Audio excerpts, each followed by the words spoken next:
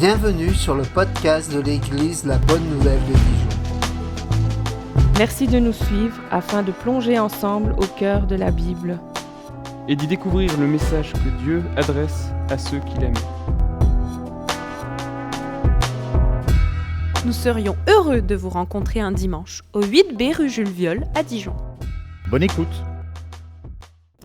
Vous allez bien? Je vous ai déjà posé la question? Ok. C'est que j'étais pas convaincu de la réponse. Oui, c'est vrai, c'est un temps un peu particulier, ce qu'on vit sur la Terre et tout ce trouble, toutes les informations qu'on reçoit constamment, qui nous sont rarement des bonnes nouvelles, nous accablent et nous demandent finalement, mais où est Dieu? La réponse de Dieu, en général, dans le livre de l'Apocalypse, c'est de prier un peu la chanson qu'on a fait, « Oh, viens Seigneur, viens régler une fois pour toutes les choses. » Mais nous savons en même temps que son retour veut dire la finalité de tout, la finalité du choix, de la patience de Dieu qui permet encore à beaucoup de gens de le trouver, de se tourner vers lui, de recevoir le pardon et la grâce. Dans l'épître de Pierre, il est dit que Dieu fait preuve de patience justement parce qu'il ne veut que personne ne se perde. C'est sa volonté décrétée. Il voudrait bien que tout le monde soit sauvé. Et parfois, et c'est troublant, mais oui, parfois, ce sont justement ces guerres, ces difficultés qui amènent à réfléchir au sens profond de la vie et à se poser la question de Dieu. Alors certains sont en colère contre lui et d'autres comprennent que s'ils meurent, ils ne sont pas dans une bonne disposition. Dieu a utilisé ça régulièrement. Si vous lisez le livre de Juges, vous verrez constamment que pour ramener son peuple à lui, Dieu permet des famines, permet à des guerres d'arriver. Parce que pour l'objectif absolu de Dieu, ce n'est pas notre vie terrestre qui compte, c'est notre vie éternelle avec lui. Ce qui n'aurait jamais dû arriver, normalement. On n'aurait jamais dû être séparé de Dieu, mais voilà, la mort est entrée dans le monde à cause du péché. Mais ce que Dieu veut sauver, ce n'est pas notre vie terrestre, c'est notre âme et notre vie avec lui lorsqu'il reviendra et que nous ressusciterons. Voilà l'espoir des chrétiens. Alors oui, c'est vrai que c'est accablant, c'est dur, et merci pour le sujet de la présidence. Sur la patience, vous connaissez que ça c'est un problème pour moi. Moi, 10 minutes pour certains, 10 minutes pour tous, oui, certainement, mais j'en souffre beaucoup.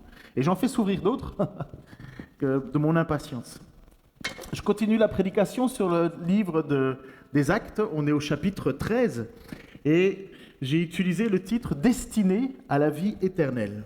Parce que justement, ce matin, c'est un sujet un peu épineux, j'avoue. Pourquoi? Parce que c'est un sujet qui a divisé l'Église. Divisé l'Église, à savoir, est-ce que c'est moi qui décide d'être sauvé ou est-ce que Dieu ne me donne pas de choix? Est-ce que c'est nous qui sommes destinés à l'enfer ou est-ce que c'est Dieu qui me jette vers l'enfer? Tension qu'il y a eu, puisque ça touche à la liberté individuelle, quelque part. On se dit, oui, mais est-ce que finalement nous sommes des robots qui agissons comme des pantins parce que Dieu nous place là où il veut, ou est-ce que finalement nous avons aussi notre mot à dire? Est-ce que nous sommes responsables?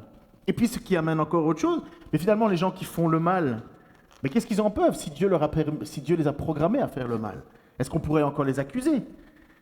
Et finalement, encore un autre point, est-ce que c'est moi qui dois participer avec toute mon énergie, toute ma force, à être sauvé?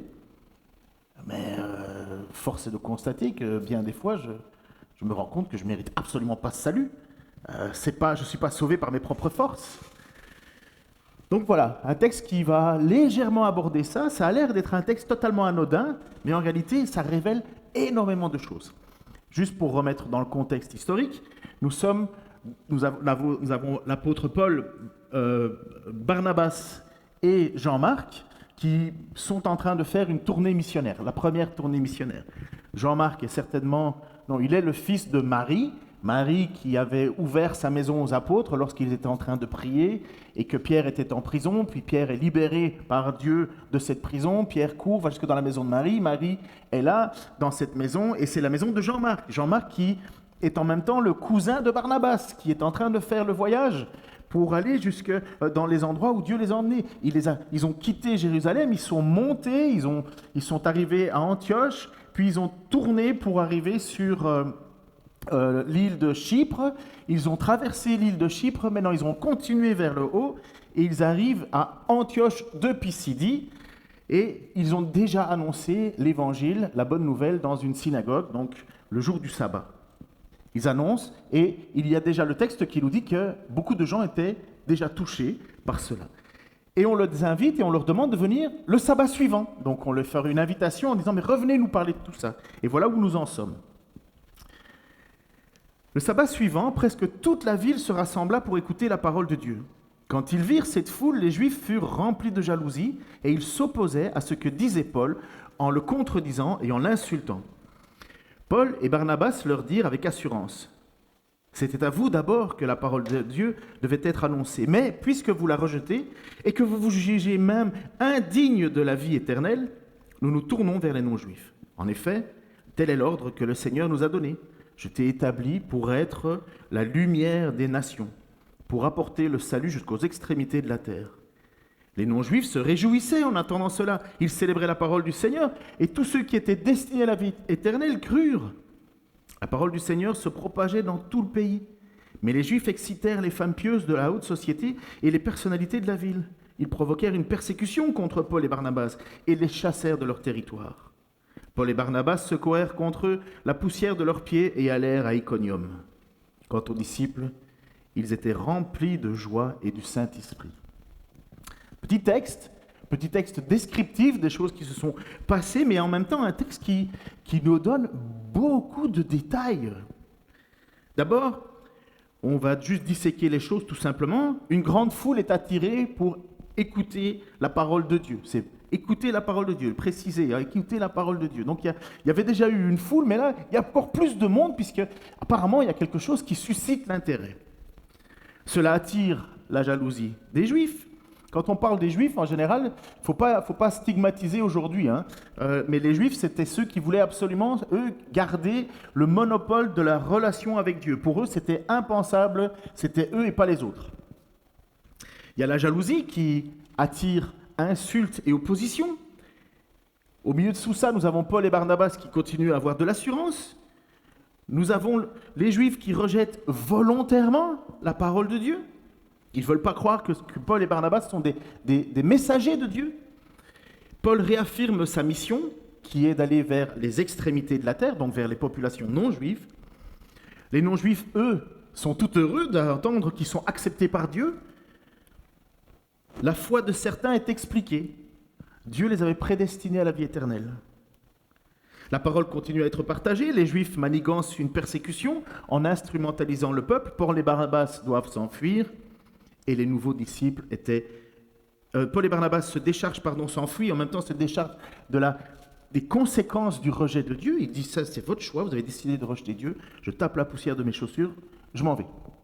Et puis vous avez les nouveaux disciples qui sont là et qui louent le Seigneur. Paul et Barnabas étaient déjà intervenus, je vous ai dit, dans cette église, dans cette synagogue, pour annoncer le message de l'évangile. Il y avait déjà eu des conversions, il y avait déjà des personnes qui étaient touchées par le message de l'évangile.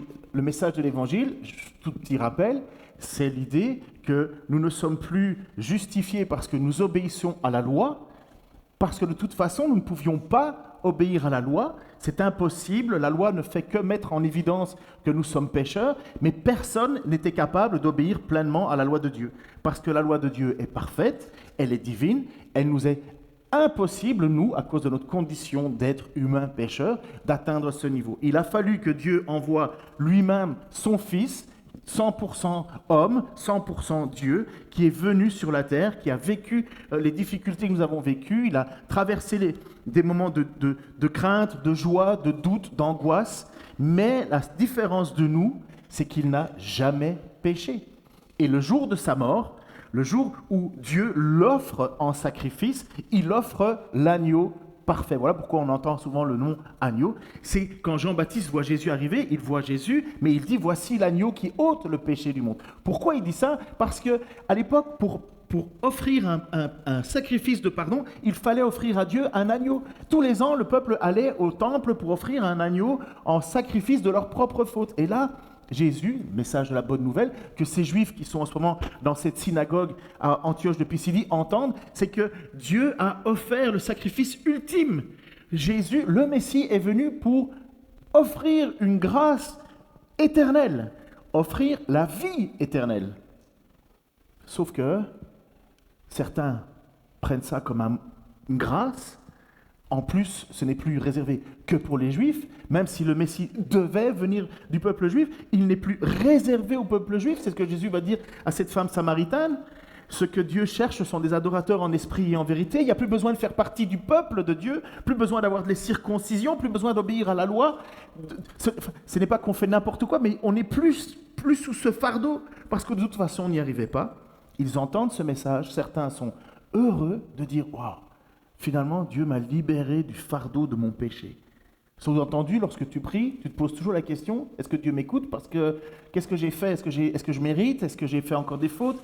Et quand tu es sous la loi, tu es constamment en train de te poser cette question de, finalement, est-ce que je suis digne de pouvoir m'approcher de Dieu? Et en Jésus-Christ, voilà cette nouveauté, que certains prennent ça comme une tellement bonne nouvelle et d'autres sont juste empris de jalousie. Puisque dans l'Épître aux Hébreux, il est dit que nous pouvons nous approcher avec assurance du trône de Dieu grâce à Jésus-Christ. Nous pouvons nous approcher du trône de Dieu avec assurance grâce à Jésus-Christ. Et certains ne comprennent pas ça du tout, ne le voient pas. Au contraire, ils en sont jaloux. Qu'est-ce qui anime leur cœur? Oh, Jésus en a parlé. Mais ce qui anime leur cœur, c'est de dire non, c'est nos privilèges, pas eux. C'est nous le peuple de Dieu, c'est pas eux. Eux, on n'en veut rien, on veut rien savoir de eux. Et c'est pour ça qu'il y a de la jalousie. On se demande, mais comment est-ce possible d'avoir une situation pareille? Comment est-ce possible alors que le message finalement englobe tout le monde? On devrait se dire, super, tenons-nous la main, chantons ensemble et allons gaiement vers le ciel, tranquillement. Mais non, pas du tout. Conflit, directement conflit, bloc. La jalousie, c'est le pire sentiment. La jalousie, c'est le sentiment qui est capable de transformer une belle personne en un monstre de haine. La jalousie est à l'origine du premier meurtre dans la Bible. Juste après la chute, vous avez Adam, Ève et les deux frères, Abel et Caïn, et il a fallu que Caïn soit jaloux de son frère. Jalousie qui l'a poussé au meurtre. Et d'ailleurs, c'est devenu une expression, la voix de Caïn est devenue une expression biblique pour désigner un chemin de vie marqué par l'égoïsme, la jalousie, le refus des conseils de Dieu et finalement la violence envers son prochain. Et voilà que le message de l'Évangile qui est annoncé par deux personnes choisies par Dieu, dont ils vont faire des œuvres miraculeuses, qui attestent que ce sont bien des apôtres, des envoyés de Dieu, ça crée non pas le bonheur, mais ça crée la jalousie, jalousie qui amènera jusqu'à la persécution. Que font Paul et Barnabas dans ces moments-là, au milieu de l'opposition, des insultes? Nos deux émotionnaires, pour le moment, ils ne bronchent pas. Ils vont le répliquer par la parole. Comme Jean-Baptiste, lorsque les religieux venaient pour chercher une réputation extérieure, lors de le baptême, Jean-Baptiste les a confrontés. Lorsque Jésus se retrouvait devant des pharisiens qui voulaient le prendre en défaut, Jésus les a confrontés, toujours par la parole. Lorsque Pierre, à la Pentecôte, finalement, lorsque la Pentecôte arrive, que l'effusion de l'Esprit est donnée, la promesse faite en Joël, la prophétie faite en Joël en disant vos filles prophétiseront, elle s'accomplit. Il y a des gens qui sont en train de leur dire « Oh, mais ils sont saouls !» Et l'apôtre Pierre leur répond par la parole « Non, ils ne sont pas saouls, mais il s'accomplit la parole, la prophétie. » Lorsque Étienne lui-même, vous vous souvenez, Étienne, on est tout au début du livre des Actes, est accusé par ces religieux jaloux, il répond par la parole. Et même, le texte nous dit, rempli du Saint-Esprit. Et qu'est-ce que ça lui a valu? Lapidation. Oui, il y a une chose qu'on ne doit jamais oublier, les amis. Nous sommes des combattants de la parole de Dieu. Notre arme, c'est la parole de Dieu. Nous ne sommes pas là pour prendre l'épée, nous ne sommes pas là pour tuer les gens qui ne croient pas en ce que nous croyons, nous sommes là pour répondre par la parole de Dieu. Et en ce moment, alors qu'il y a tension, jalousie, Pierre et Barnabas continuent à parler. Nous ne sommes pas des êtres faits pour le silence face aux reproches et aux insultes. Souvent, on s'imagine que c'est la meilleure solution. Oh, il y a des moments où il vaut mieux se taire, c'est vrai, mais malheureusement, ils sont devenus rares, ces moments où on défend notre foi. Timothée, le jeune Timothée, qui lui avait été laissé dans l'église d'Éphèse, une église avec beaucoup de remous, une grosse communauté, finalement, il y a Paul qui va lui rappeler, parce que Timothée, lui aussi, il est un peu éteint, parce que autour de lui, il y a des critiques, des difficultés. Autour de lui, il y a des tensions, non seulement des tensions à l'intérieur de l'Église, mais en même temps des tensions à l'extérieur de l'Église, des gens qui sont dans l'idolâtrie, puis des chrétiens qui ne savent pas trop comment il faut vivre, une fois on met un pied là-bas, une fois on met un pied là, des personnes qui s'engagent, se désengagent, la tension, bref, Timothée, il est au bout du rouleau. Il est fatigué, l'apôtre Paul va même dire « je me souviens de tes larmes ». Mais il va quand même lui dire aussi ceci dans 2 Timothée, pour montrer à quel point l'importance de continuer à parler. C'est pourquoi je te rappelle, ranime la flamme du don de Dieu que tu as reçu lorsque j'ai posé mes mains sur toi. En effet, ce n'est pas un esprit de timidité que Dieu nous a donné, mais un esprit de force, d'amour et de sagesse. N'aie donc pas honte du témoignage à rendre à notre Seigneur, ni de moi son prisonnier, mais souffre avec moi pour l'Évangile, en comptant sur la puissance de Dieu. Il nous a sauvés et nous a adressé un saint appel, et il ne l'a pas fait à cause de nos œuvres, mais à cause de son propre plan de sa grâce, qui nous a été accordé en Jésus-Christ de toute éternité et qui a maintenant été révélé par la venue de notre Sauveur Jésus-Christ. Paul encourage ce jeune Timothée à continuer à prêcher, à parler. Il ne parle pas, ce n'est pas réservé juste à des gens qui sont sur une estrade ou qui ont... C'est pour tout le monde. On ne doit pas avoir honte de l'Évangile. On ne doit pas avoir honte de ce message qui peut amener de l'attention autour de nous, c'est vrai. Paul et Barnabas, alors qu'ils sont au milieu des insultes, ils ne se taisent pas, ils continuent à parler. Mais ils ne parlent pas n'importe comment, ils parlent avec l'autorité de la parole. Ils connaissent la parole.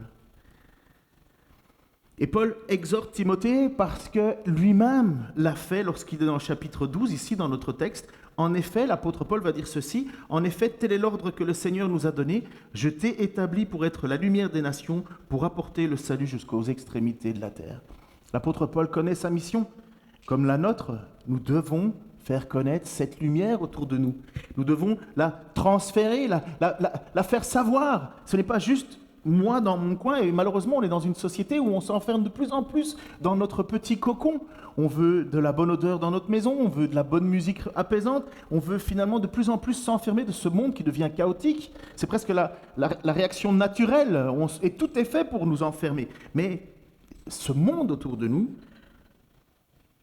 a besoin d'entendre cette lumière.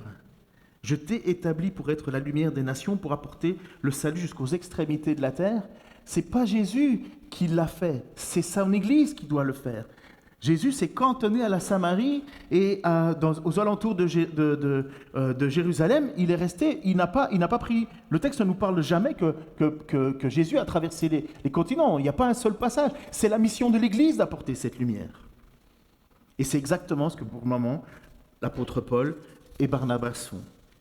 Mais c'est difficile, hein? Jean-Marc les a abandonnés. Jean-Marc les a quittés sur le chemin parce que c'était difficile. C'est difficile.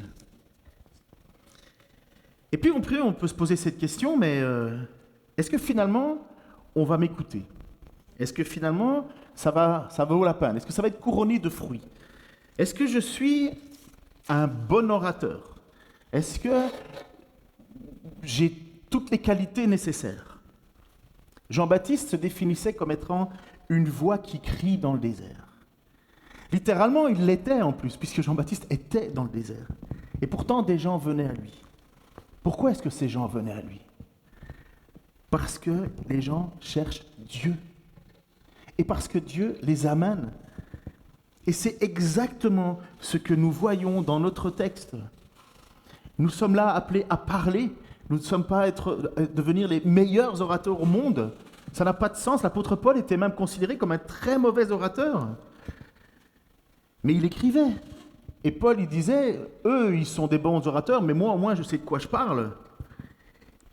Mais dans notre texte, nous voyons que c'est toujours Dieu qui est à la manœuvre et qu'il suffit d'ouvrir sa bouche et annoncer les vérités de la parole et que Dieu se charge du reste.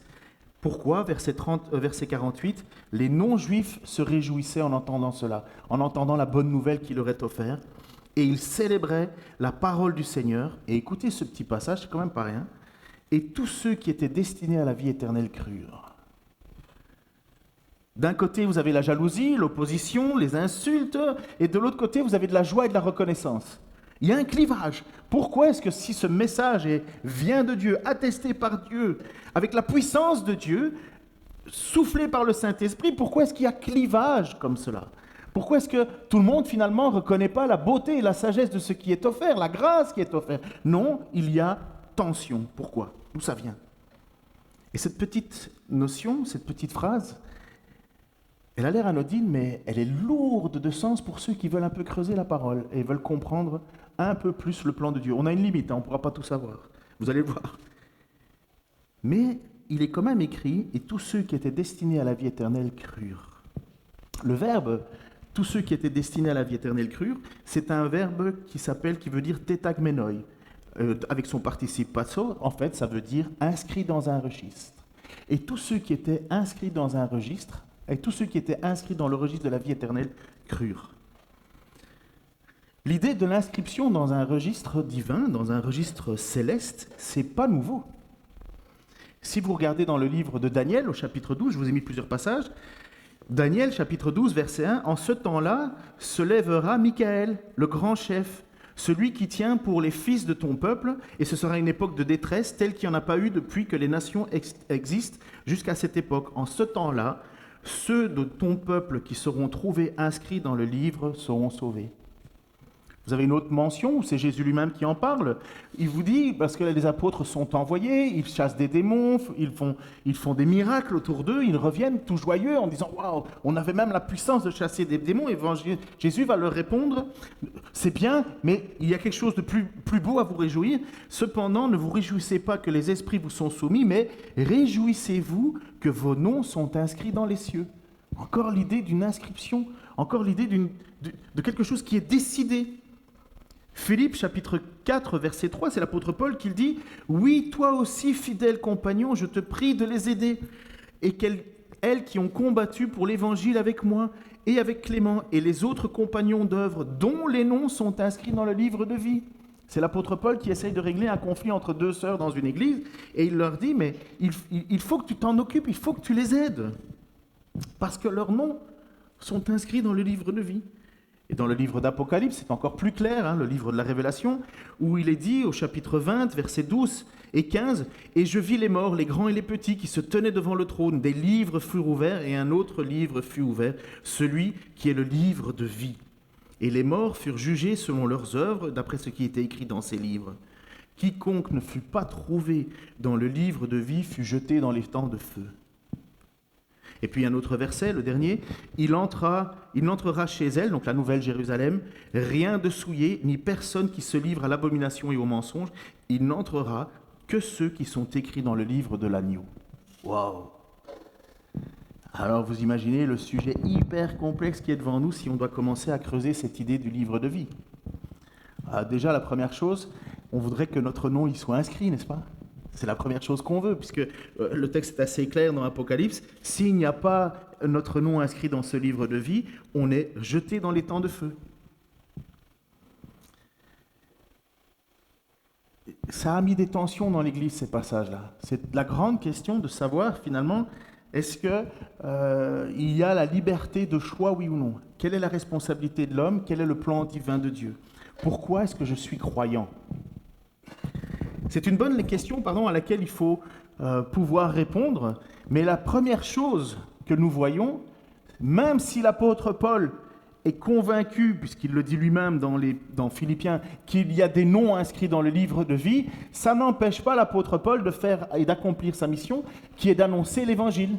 Il annonce l'évangile. Pourquoi? Parce qu'on a reproché à un certain moment aux gens de dire, mais si Dieu sait déjà qui sont sauvés, pourquoi est-ce qu'on se fatiguerait à aller annoncer l'évangile? De toute façon, ceux qui sont sauvés seront sauvés. Ça, c'est la réponse clairement humaine, en disant, oui, la job est fait, c'est bon, moi je vais aller regarder la télé, Dieu a tout accompli. Ça, c'est une réponse tristement humaine, malheureusement. Même si le salut ne dépend pas de moi, parce qu'il faut que Dieu envoie des gens, j'ai quand même une responsabilité. Et voilà le point crucial. On se retrouve devant le fait qu'il y a deux conceptions qui nous semblent inconciliables. Soit c'est moi qui décide, soit c'est Dieu qui décide. Si c'est Dieu qui décide, j'ai rien à dire. Si c'est moi qui décide, Dieu doit attendre ma réponse. Dieu doit attendre ma conversion. Finalement, je me tourne vers Dieu parce que c'est mon choix. Qui fait le choix ? La réalité, c'est que nous sommes dans une situation, et je vais pas aller très profond avec ça, parce qu'on pourrait, vous savez, ça prend des heures et des heures d'aborder la question de la prédestination et finalement la liberté de choix, et c'est pas mon but. Mon but, c'est de nous encourager à autre chose. Mais je peux pas faire l'impasse sur ce passage-là, parce que vous allez voir à quel point c'est ça le meilleur moteur pour l'évangélisation. La situation, si nous avions notre mot à dire, si c'était de nous qui nous sauvons nous-mêmes par notre propre choix, ça voudrait dire que Dieu négocierait avec nous. Le problème, c'est que pour Dieu, nous sommes morts spirituellement. Avant de reconnaître et de recevoir Jésus-Christ dans notre vie, nous sommes morts spirituellement. C'est une drôle de conception, mais c'est exactement ce que l'épître de Paul va dire dans l'épître aux Éphésiens. Quand vous, chapitre 2, verset 1 à 10, quant à vous, pourquoi il dit quant à vous ? Parce que d'abord il parlait aux juifs de l'Église et puis après il parlait aux non-juifs de l'Église. Là il reparle de nouveau aux non-juifs de l'Église qui sont devenus chrétiens mais qui n'étaient pas d'un arrière-plan juif, parce que dans l'Église il y avait des chrétiens qui étaient d'un arrière-plan juif. Mais là il parle maintenant, pour le moment il se tourne vers quant à vous, il parle aux non-juifs et puis il va parler de l'ensemble. Il a parlé une fois à l'un, à l'autre et puis il va parler aux deux. Mais là il commence quant à vous, donc aux non-juifs. Quant à vous, c'est-à-dire nous la plupart du temps pour ceux qui ne sont pas juifs. Vous étiez morts à cause de vos fautes et de vos péchés, que vous pratiquiez autrefois conformément à la façon de vivre de ce monde, conformément au prince de la puissance de l'air, de l'esprit qui est actuellement à l'œuvre parmi les hommes rebelles. Et puis il parle de tout. Donc vous voyez, vous étiez morts. Et puis maintenant il va parler de tout le monde. Nous tous aussi, nous étions de leur nombre. Notre conduite était dictée par les désirs de notre propre nature, puisque nous accomplissions les volontés de la nature humaine et de nos pensées, et nous étions par notre condition même destinés à la colère comme tous les autres. C'est exactement la situation dans laquelle on était. Personne n'a le droit de dire à Dieu « j'existe ». Pour Dieu, on est tous morts. Les uns parce que nous faisions exactement l'inverse de ce que Dieu demandait, parce que nous vivions selon le principe de ce monde, pour les non-juifs. Et les juifs, eux, ils savaient la parole de Dieu, mais ils n'y obéissaient pas. Donc ils étaient sous la colère de Dieu. Dans tous les cas, nous étions sous la colère de Dieu, tout comme les autres, il va le dire. Et voilà le message de l'Évangile. Mais Dieu est riche en compassion. À cause du grand amour dont il nous a aimés, nous qui étions morts, il fait bien de le rappeler, en raison de nos fautes, il nous a rendu la vie avec Christ. C'est par grâce que vous êtes sauvés. Il nous a ressuscités et fait asseoir avec lui dans les lieux célestes en Jésus-Christ. Il a fait cela afin de montrer dans les temps à venir l'infinie richesse de sa grâce par la bonté qu'il a manifestée envers nous en Jésus-Christ. Et puis normalement, beaucoup connaissent ce passage-là, mais au moins vous avez le contexte. En effet, c'est par la grâce que vous êtes sauvés, par le moyen de la foi. Et cela ne vient pas de vous, c'est le don de Dieu. Ce n'est pas par les œuvres afin que personne ne puisse se vanter. En réalité, c'est lui qui nous a fait. Et nous avons été créés en Jésus-Christ pour des bonnes œuvres que Dieu a préparées d'avance afin que nous les pratiquions. Alors, quand on lit un passage comme ça, on doit faire trois conclusions, trois observations absolues. Premièrement, la destinée de l'homme sans Dieu, c'est la mort éternelle. C'est la séparation éternelle avec Dieu qu'on va appeler l'enfer, ou le feu de la géhenne, ou les temps de feu qui ne s'éteint jamais, ou c'est séparé de Dieu. Ça, c'est la destinée de l'homme sans Jésus-Christ. Il a fallu que Dieu intervienne. Mais Dieu est riche en compassion. La motivation qui a fait de l'intervention de Dieu, c'est pas parce que nous étions beaux, magnifiques, gentils, saints, quoi que ce soit. Non, c'est parce que l'état, le caractère de Dieu, c'est cela. Il est riche en compassion.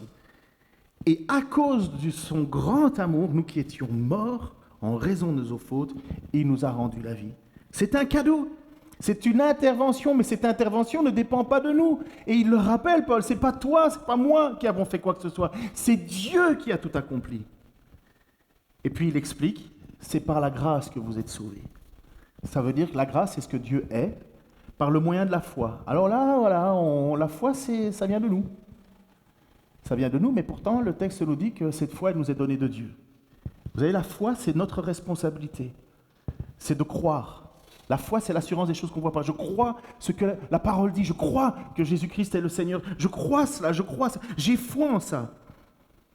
Et bien même ça, on ne peut pas se vanter de le recevoir, puisqu'il dit que ça ne vient pas de vous, c'est le don de Dieu. Et il le précise, verset 9, ce n'est pas par les œuvres, afin que personne ne puisse se vanter.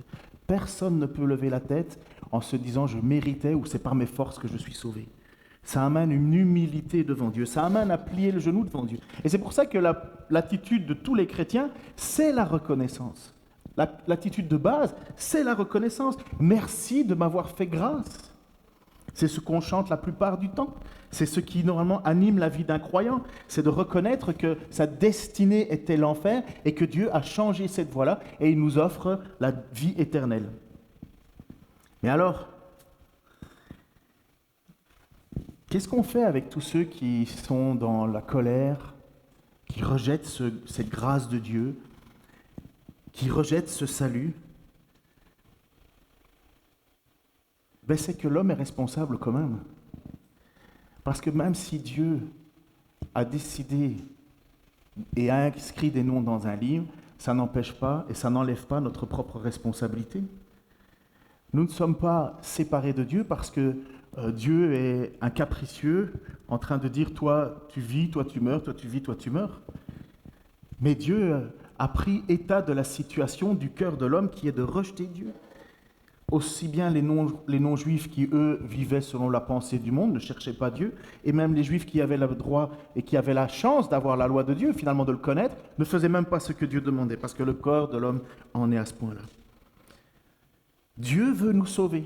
Dieu veut sauver, parce qu'il est riche en compassion. Pourquoi est-ce que dans la foule, certains acceptent le Seigneur et deviennent joyeux? Le texte nous dit qu'ils sont remplis du Saint-Esprit. C'est parce qu'il y a l'amour de Dieu qui vient offrir ce cadeau, cette grâce. Et puis alors, souvent on me pose la question, on dit, oui, mais alors finalement, est-ce qu'on peut résister à la grâce de Dieu? Est-ce qu'on peut résister à cet évangile qui nous est offert? Oui et non. Oui et non. C'est là où ça devient insaisissable, j'avoue. Est-ce que l'apôtre Paul a pu dire non à sa conversion? Est-ce que Paul, il n'a pas eu le choix? Ben non, il n'a pas eu le choix. Jésus-Christ lui est apparu, et l'apôtre Paul était exactement comme ces gens, jaloux, colériques, et il voulait faire mourir les chrétiens. Il était animé par un zèle profond. Et aujourd'hui, dans cette ville, Paul est devant ces gens dont il était lui-même comme ça autrefois. Et l'apôtre Paul va dire à Timothée cette situation. Il n'est pas en train de se plaindre que Dieu l'a forcé à croire. Il dit, je suis reconnaissant, verset 12 du chapitre 1 de 2 Timothée, je suis reconnaissant envers celui qui m'a fortifié, Jésus-Christ, notre Seigneur, car il m'a jugé digne de confiance en m'établissant à son service. Moi qui étais auparavant un blasphémateur, un persécuteur, un homme violent. Cependant, il m'a été fait grâce parce que j'agissais par ignorance dans mon incrédulité. Et la grâce de notre Seigneur a surabondé à la foi et l'amour qui sont en Jésus, avec la foi et l'amour qui sont en Jésus-Christ. Cette parole est certaine, digne d'être acceptée sans réserve. Jésus-Christ est venu dans le monde pour sauver des pécheurs. Je suis moi-même le premier d'entre eux. Mais il m'a été fait grâce afin que Jésus-Christ montre en moi, le premier, toute sa patience et que je serve ainsi d'exemple à ceux qui croiraient en lui pour la vie éternelle. Au roi des siècles et des siècles, au Dieu immortel, invisible, au seul Dieu sage, soit honneur, gloire et au siècle. Amen. C'est quand même incroyable que l'apôtre Paul écrit cela, alors que l'apôtre Paul était justement cette personne qui combattait le message de l'Évangile. Il était en rage. Et maintenant, l'apôtre Paul se retrouve avec Barnabas en train de prêcher l'Évangile devant des gens qui sont en rage. Est-ce que Paul, ça l'arrête? Est-ce que Paul, ça le perturbe? Qu'est-ce qui encourage Paul? Déjà, sa propre conversion. Il dit, moi qui étais exactement comme eux, le Seigneur m'a fait un cadeau. Le Seigneur m'a ouvert les yeux. Le Seigneur m'a offert son pardon alors que j'étais exactement comme eux. Voilà ce qui le motive déjà. Mais si, parce que c'est son appel. Parce que la volonté de Dieu, c'est de sauver ces gens-là. La volonté de Dieu, c'est d'offrir ce pardon à ces gens qui sont en colère. Paul l'était lui-même. Malheureusement, l'opposition va continuer. Pourquoi ? Parce qu'il y a quelque chose qu'on ne maîtrise pas. Tu ne maîtrises pas, je ne maîtrise pas. Je pense que personne ne le maîtrisera. Dieu sait ceux déjà qui sont sauvés. Dieu sait déjà. Dieu n'attend pas que quelqu'un se décide. Dieu de toute éternité sait déjà qui sera sauvé. Nous ne le savons pas. L'apôtre Paul va dire à un certain moment, il faut que je reste ici à Corinthe parce que Dieu a encore un peuple nombreux. Ce peuple ne connaît pas encore Dieu, mais Dieu a déjà ce peuple. Lorsque l'apôtre Paul est en train de prêcher devant ces gens qui sont fâchés, il ne sait pas qui la personne est devant lui, il ne le sait pas, mais il sait que Dieu a encore des gens à sauver. Et cette petite mention, et tous ceux qui étaient destinés à la vie éternelle crurent, l'apôtre Paul en est convaincu. Il dit certainement, au milieu de ces gens, il y en a qui vont se tourner vers Dieu. Et d'autres ne vont pas le faire. Mais c'est un énorme encouragement. Si on croit que les gens se tournent vers Dieu parce que vous êtes un excellent orateur, parce que vous avez une qualité du charisme capable de pouvoir parler aux foules, des campagnes d'évangélisation, vous savez, maintenant qu'on devient plus âgé, on commence à les calculer. Le nombre de personnes qui entendent des orateurs, mais avec un charisme énorme, finalement, le jour même, ils disent « Oh, je donne ma vie à Dieu », et puis vous les recontactez, et ça a été fait, ça a été recontacté pour prendre un peu, un peu suite. On se dit, les gens, en fait, ils ne persévèrent pas, ils abandonnent. Je crois que le taux est de moins d'1% de gens qui persévèrent après des grandes campagnes d'évangélisation. Il ne faut pas l'arrêter, il faut continuer. Mais la réalité, ça veut dire quoi ? C'est qu'il y a un moment où il y a un choix personnel qui est fait, mais que Dieu le savait. Que Dieu était déjà au courant. Et que ce n'est pas la qualité de l'orateur qui fait que la campagne que les gens se tournent vers Dieu, même si ça aide un bon orateur. Il ne faut pas s'en priver. Mais ce n'est pas ça qui amène les gens. Il y a quelque chose de plus qui nous dépasse. Et ce qui nous dépasse, c'est que Dieu a des livres dans lesquels sont inscrits des noms. Moi, je ne sais pas qui est dedans. La seule chose que je sais, pour moi et pour toi, j'espère, qui reconnaît Jésus-Christ comme ton Seigneur et Sauveur, c'est que tu appartiens à Dieu parce qu'il t'a sauvé. Ça ne t'empêche pas, maintenant, de persévérer dans la foi, de persévérer dans la sainteté, de persévérer dans la marche avec Dieu. La persévérance sera la certitude de ton salut. Et vous savez quelle est la plus grande preuve de votre amour, de votre salut ? Connaissez la plus grande preuve de votre amour, de votre salut ? Jean va le dire. Si vous avez besoin d'être encouragé à savoir si vous êtes sauvé, il va dire que c'est à l'amour que vous avez pour les frères et les sœurs dans l'Église. Et nous avons tendance à dire, oh, mais s'ils ne sont pas là, je serai mieux avec toi, Seigneur. Et Dieu nous dit, ben non, c'est justement parce que tu es bien avec eux que ça prouve que tu es bien avec moi. Ah, Dieu nous surprend. La parole de Dieu se propageait dans tout le pays, mais les Juifs excitèrent les femmes pieuses de la haute société et les personnalités de la ville. Ils provoquèrent une persécution contre Paul et Barnabas et les chassèrent de leur territoire. Paul et Barnabas secourèrent contre eux la poussière de leurs pieds et allèrent à Iconium. Quant aux disciples, ils étaient remplis de joie et d'Esprit Saint. Qui sont ces femmes de la haute société ? En fait, les Juifs, de ce moment-là, ils ont agi en premier lieu sous les femmes, parce qu'il y avait des femmes de haute société, forcément, hein, comme partout, comme tout le temps, et qui appartenaient justement et qui avaient des contacts avec des responsables des villes. Et des textes et des documents extra-bibliques donc, nous parlent de la conversion d'énormément de femmes qui venaient d'un passé helléniste en général. Beaucoup de femmes s'étaient converties au judaïsme. Poppée, je ne sais pas, vous ne connaissez pas Poppée, ça pourrait être le nom d'un chien, mais Poppée, qui était la femme de Néron, était convertie au judaïsme. Néron, pas très sympa le garçon, hein, mais il est dit, Poppée était convertie, justement, s'était intéressé au Dieu, au monothéiste, au Dieu unique. N'oubliez pas, hein, c'est exceptionnel le Dieu monothéiste, comparativement à leur gigantesque panthéon de Dieu. Et en même temps, un autre texte, donc Joseph, qui est un historien de l'époque, hein, Joseph qui a écrit l'historique des guerres, nous dit que dans la ville de Damas, avec peu d'exceptions, toutes ces femmes étaient devenues des converties de la religion juive. Donc on sait que c'est un fait, c'est tout. Il y avait beaucoup de femmes qui étaient intéressées par l'enseignement que les pharisiens, les rabbins et tout ça donnaient à l'époque. Enfin, les rabbins, c'était prêt, mais les responsables religieux. Et voilà que eux utilisent manigance, fomentent une révolution, une persécution contre l'apôtre Paul et l'apôtre Barnabas. Il faudrait juste faire attention, parce que j'en ai déjà entendu des discours comme ça en disant « Ah ben ouais, ben forcément c'est les femmes, nanana. » Ouais, mais Paul n'est pas misogyne. Hein. J'ai déjà entendu quelqu'un dont ma propre belle-mère dit « Ouais, mais Paul c'était un misogyne. » Je dis « Ouais, t'as jamais vraiment lu la Bible à mon avis. » Mais bon, pourquoi je dis ça? Il faudrait peut-être au moins redire, parce que dans Romains chapitre 16, les femmes ont autant un grand zèle que ces femmes-là à ce moment-là. Dans Romains chapitre 16, Paul va louer une dame qui s'appelle Phobé. Il va dire « Je vous recommande notre sœur Phobé, qui est diaconesse de l'Église », donc l'Église a bien des diacres, de l'Église de Chanchéry. « Accueillez-la dans le Seigneur d'une manière digne des saints et aidez-la pour toute affaire où elle pourrait avoir besoin de vous, car elle en a aidé beaucoup, moi y compris. » Vous voyez, Paul n'est pas un misogyne, comme certains essayent de le dire. Non, c'était simplement une situation. Il y a eu cette tension dans la ville qui a été manigancée par des gens qui faisaient partie de la communauté. Et c'était, à mon avis, si je dois faire un exemple en disant « Dis, ton mari, il n'est pas chef du conseil là-bas. Il faudrait les renvoyer, hein, ces personnes qui annoncent Paul et Barnabas. Il faudrait les faire fuir. Hein. Ah, ben je vais en parler à mon mari ce soir. » Et voilà. Et c'est tout simple. Voilà, c'est comment ça s'est passé.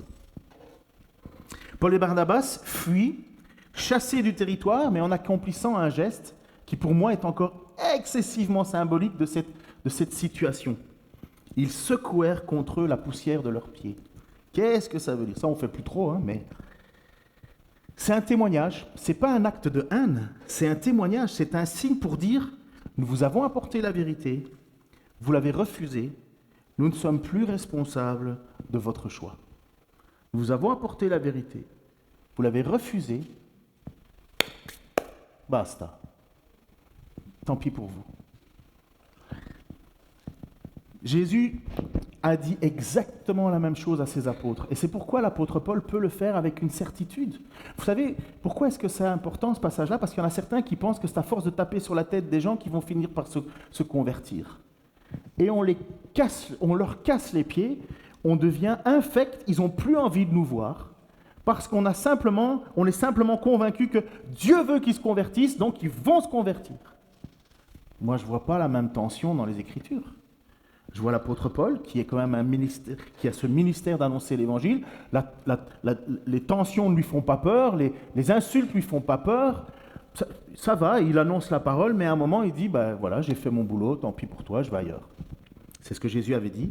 Jésus rassembla les 12 apôtres et leur donna puissance et autorité pour chasser tous les démons et guérir les maladies. Il les envoya proclamer le royaume de Dieu et guérir les malades. « Ne preniez rien pour votre voyage, leur dit-il, ni bâton, ni sac, ni pain, ni argent, et n'ayez pas deux chemises chacun. Quelle que soit la maison où vous y entrerez, restez-y, et c'est là que vous partirez. Si l'on ne vous accueille pas, sortez de cette ville, secouez la poussière de vos pieds, en témoignage contre eux. » Je termine, c'est fini, après ça, le groupe de louanges peut venir. Petite conclusion, ne soyez pas impressionnés s'il y a de la résistance et des insultes lorsque vous annoncez l'Évangile. Ne soyez pas impressionnés, c'est normal.